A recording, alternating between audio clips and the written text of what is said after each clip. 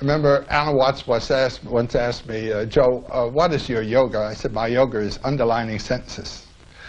And everything I know, old Will Rogers used to say, all I know is what I read in the newspapers, and all I know is what I read in books. A little more added. The rituals of initiation of young men in some of the very simple societies are extremely interesting. The boys are brought up to be in fear of the masks that the men wear in their rituals.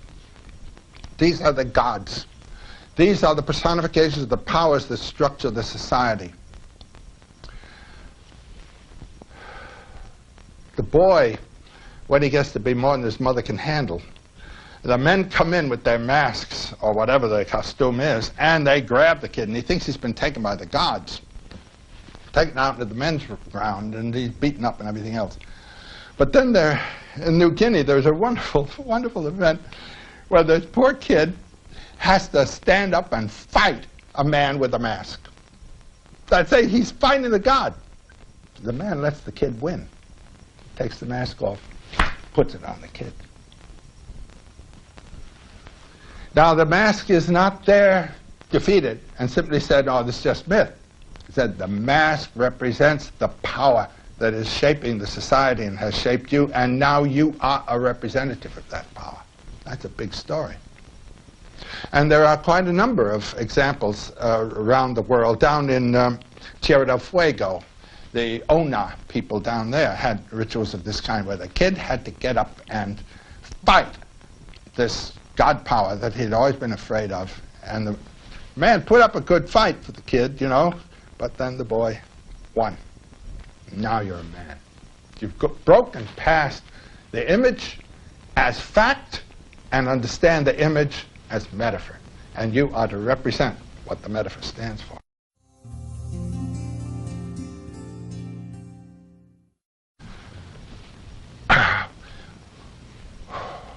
Well, the burial isn't as important as the kid thinking he's dead.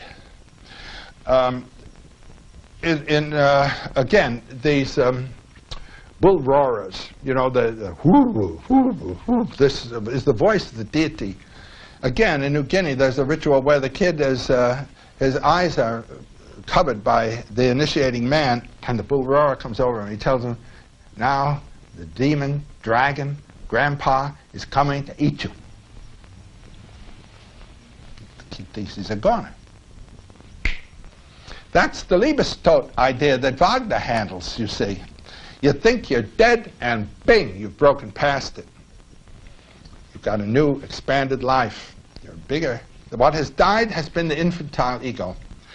We, until we're pretty well along, 12, 13, 14, are utterly dependent on our parents and on our society. So a psychology of dependency is developed. A psychology of submission, asking for approval, expecting reproof, and all this sort of thing. But how are we going to break out of that psychological bondage into self-responsible authority, courage for what our thoughts are in our life? This is the problem of killing the infantile ego, which is one of dependency, and coming into the mature ego of authority. I always say that if you're going to go through for your PhD, you're in the dependency position until you're 35 or 40 and may never get out of it. You can judge by the number of footnotes a scholar applies as to whether he's got authority or is always simply hoping that somebody will feel that he has the right authorities. It's an important, a sensitive point in the academic world. It's impressed me, you know, you see on TV, a professor is asked a question and he hums and he's trying to get the answer out straight and so forth. And then some big league baseball player is asked a question. Boy, what authority. He's not humming and hawing. He comes out, he knows. He was an authority from the time he was playing ball on the sandlots. He's not asking anybody for approval. He's telling it. And this is the breakthrough to maturity that is required in the life of the adult.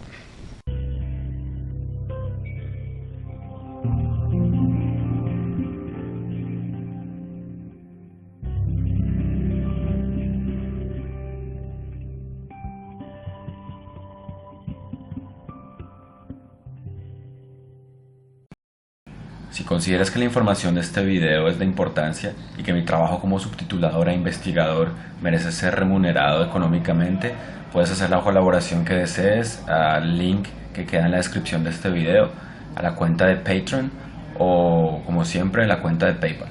Salud y conciencia para todos.